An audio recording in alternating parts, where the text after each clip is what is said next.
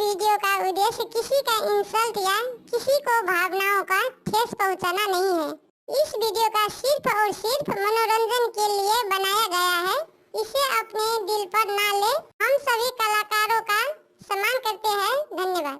सैया बने डॉक्टर, इलाज ओकर रोज रोज। सैया बने डॉक्टर, इलाज ओकर रोज रोज। सुइया ओकर लंबाई, इलाज ओकर गोल गोल। सुइया ओकर लंबाई, सुइया ओकर लंबाई, इलाज ओकर गोल गोल। सैया बने डॉक्टर, इलाज ओकर गोल गोल। सैया बने डॉक्टर, इलाज ओकर गोल गोल।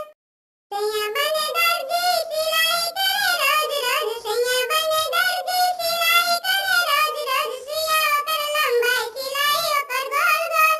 सैया बने सब्जी वाला, सब्जी बेचे रोज रोज। सैया बने सब्जी वाला, सब्जी बेचे रोज रोज। भंटा ओकर लंबा, टमाटर ओकर गोल गोल। भंटा ओकर लंबा, भंटा ओकर लंबा, टमाटर ओकर गोल गोल। भंटा ओकर लंबा, टमाटर ओकर गोल गोल।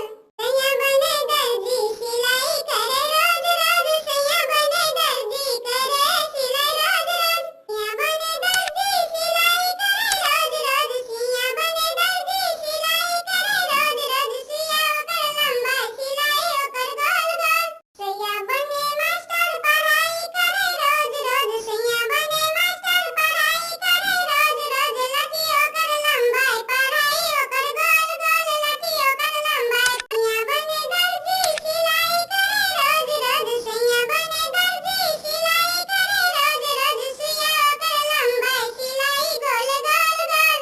सैया बने दर्जी, सिलाई करे रोज रोज। सैया बने दर्जी, सिलाई करे रोज रोज। सुइया ओकर लंबाई, सिलाई ओकर गोल गोल।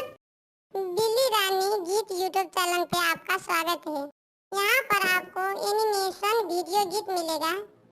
अगर आपको यह चैनल बिल्ली रानी गीत आपको पसंद है तो अपना कमेंट करें और साथ साथ चैनल को सब्सक्राइब जरूर करें। धन्यवाद।